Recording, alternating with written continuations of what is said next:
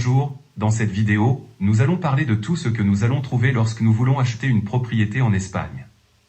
Ce sera le premier d'une longue série, alors suivez-moi pour en savoir plus. Alors, où allons-nous chercher la propriété? Le mieux serait de rechercher des propriétés sur des moteurs de recherche internet tels que Idealista, Fotocasa, Habitaclia. Sur ces sites web, nous pouvons filtrer la recherche du type de propriété que nous voulons, si c'est une maison, est-ce un local, est-ce un appartement, ou combien de mètres carrés voulons-nous que la recherche ait. Des prix différents? Fondamentalement, nous pouvons filtrer beaucoup de choses. Quel est le plus conseillé? Le mieux sera de rechercher un bien qui est publié et qui est géré par une agence immobilière. C'est toujours le plus recommandé. Essayez simplement d'éviter le vendeur en particulier.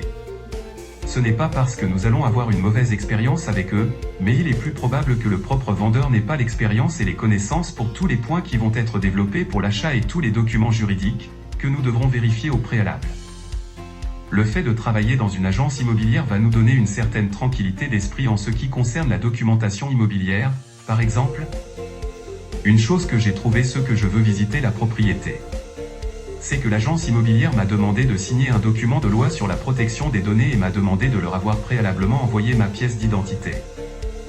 Fondamentalement, ils le font parce qu'ils doivent avoir un dossier et ils doivent avoir une preuve de qui visite exactement cette propriété et avoir une signature que la visite est également faite avec eux.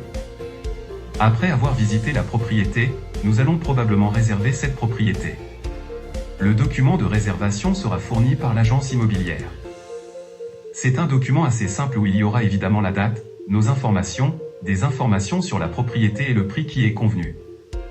Nous avons deux options, soit nous réservons pour le prix publié sans demander de remise, nous faisons donc un acompte de 1% du prix d'achat. Il s'agirait d'une réservation purement et exclusivement. Mais il se peut que nous fassions une offre inférieure, ET c'est très courant en Espagne, alors ce serait un document d'offre. Par exemple, nous dirions que nous voulons offrir 240 000 € pour cette propriété et nous ferions un dépôt de 1% de ce que nous proposons, soit 2 400 €. Nous signons donc un document qui dira que si le prix est accepté par la partie vendeuse, cet argent est automatiquement déduit du prix total et la prochaine chose qu'un nouveau document est signé qui s'appelle en Espagne le contrat ARA. Fondamentalement, c'est un document d'engagement d'acheter et de vendre sous certaines conditions, et en Espagne, il porte ce nom curieux. Dans ce dernier document, il y a un engagement du vendeur à nous vendre le bien au prix convenu et de notre part à l'acheter. De plus, nous allons payer 9% supplémentaire du prix. Atteindre 10% au total entre Book et Arras.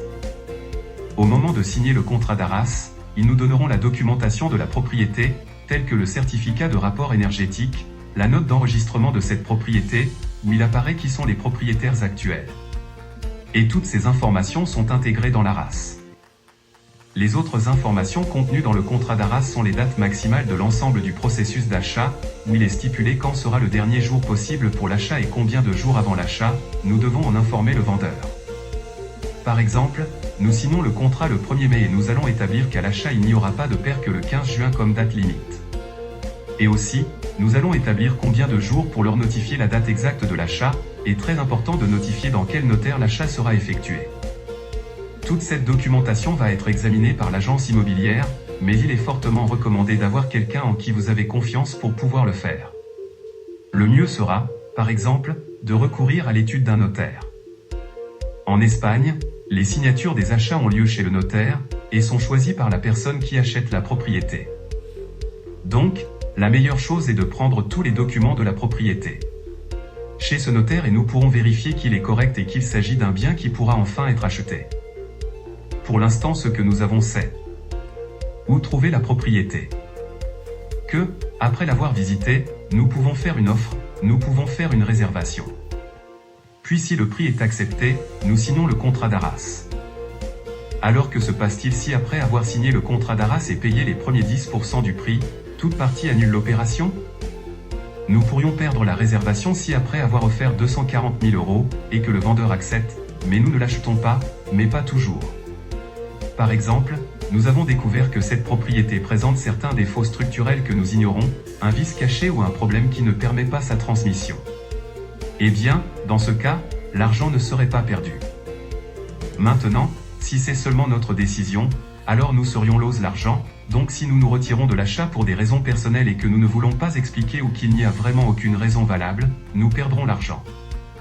Par contre, si le vendeur ne respecte pas la date d'achat et décide effectivement de ne pas nous vendre le bien parce que quelqu'un d'autre lui fait une offre plus élevée, il devra restituer en duplicata la somme d'argent que nous avons déjà payée. Et tout cela est très clair dans le contrat d'Arras. Donc, maintenant, nous avons le booking et nous avons signé l'ARA. Dans notre exemple, le prix c'est 240 000 € et nous avons déjà déboursé 24 000 € entre la réservation et l'ARA. Donc, nous devons payer le reste de l'argent, le jour de l'achat devant le notaire.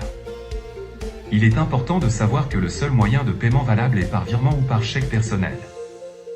Maintenant, il faut savoir qu'en plus du prix de 240 000 €, il y aura d'autres frais à débourser. Le plus gros, ce sont les impôts. Les taxes d'achat doivent être payées le jour même de l'achat. Et veuillez prêter attention à cette partie.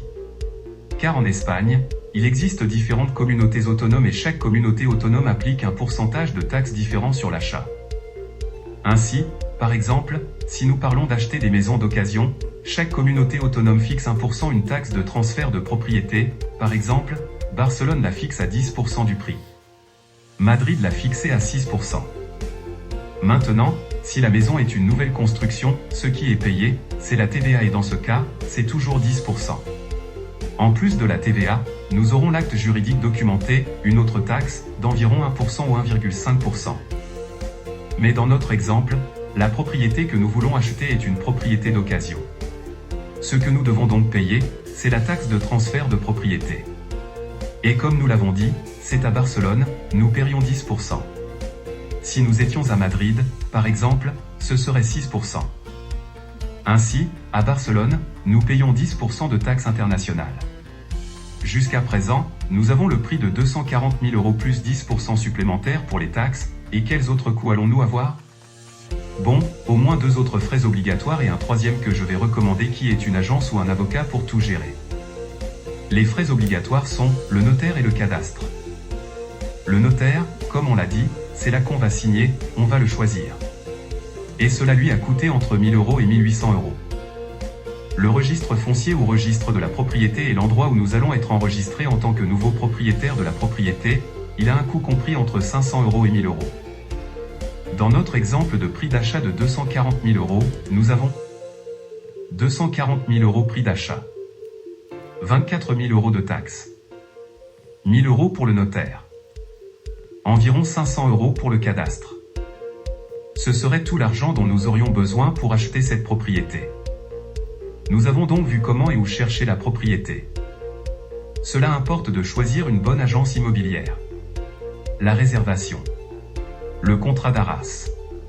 Les aspects du notaire et du cadastre. Et tout sur les impôts. Mais n'oubliez pas l'important d'engager une agence ou un avocat, par exemple, une agence immobilière avec de bonnes critiques sur Internet. Je vais faire une autre vidéo avec toutes les informations sur l'hypothèque. Donc, en gros, comme cette vidéo, abonnez-vous à la chaîne, appuyez sur la cloche pour voir les nouvelles mises à jour et à la prochaine vidéo.